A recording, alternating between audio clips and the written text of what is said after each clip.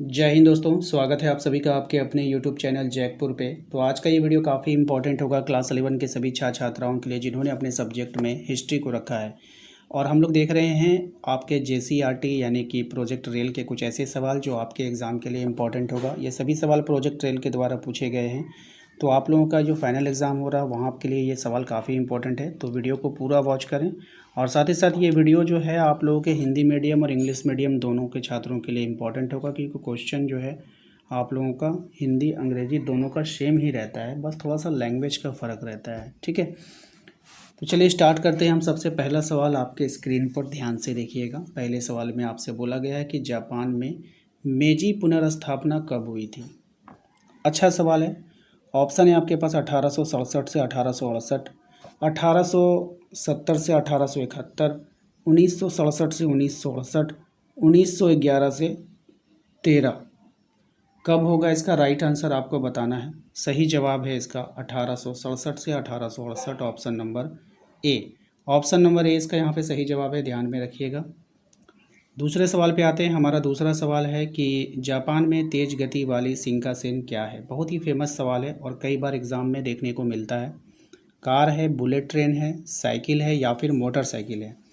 तो जापान में एक तेज गति वाली शिंकानसेन आपको देखने को मिलेगा। ये जो शिंकानसेन है ये एक बुलेट ट्रेन है। क्या है? एक बुलेट ट्रेन है, ध्यान रखना है आप सभी को।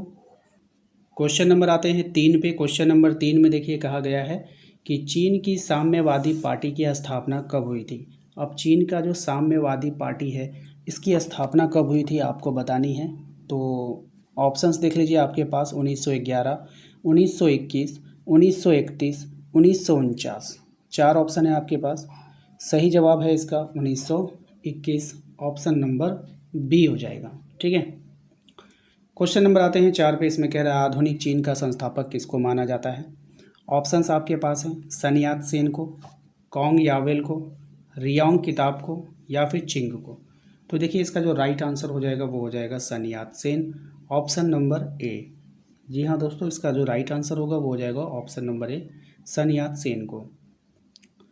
क्वेश्चन नंबर आते हैं 5 पे। इसमें कह रहा है कि सन यात सेन की मृत्यु के बाद कुओमिंतांग पार्टी का नेता कौन बना।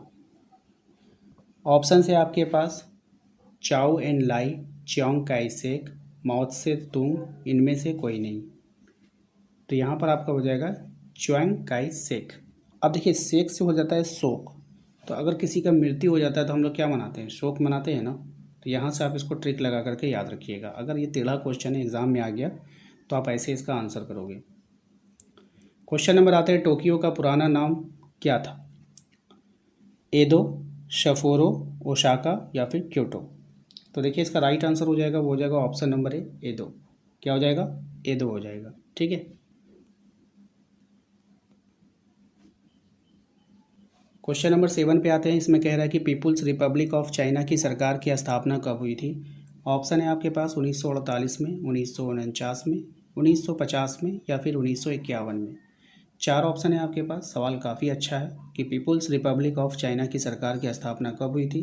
इसकी स्थापना हुई थी 1949 में, ऑप्शन नंबर बी हो जाएगा। ठीक है, क्वेश्चन नंबर आते हैं हम लोग 8 पे। क्वेश्चन नंबर 8 में कह रहा है कि जापान में पहली बार महिलाओं ने कब मतदान किया। काफ़ी अच्छा सवाल है। 1930 में, 1942 में, 1946 में, 1960 में। तो देखिए इसका जो राइट आंसर हो जाएगा वो हो जाएगा आपका 1946, ऑप्शन नंबर सी हो जाएगा। ठीक है, ध्यान रखिएगा। क्वेश्चन नंबर आते हैं हम लोग 9 पे। कह रहा है कि माओ त्से तुंग किस पार्टी के नेता थे। अब ये जो माओ त्से तुंग थे वो कौन सी पार्टी के नेता थे आपको बतानी है।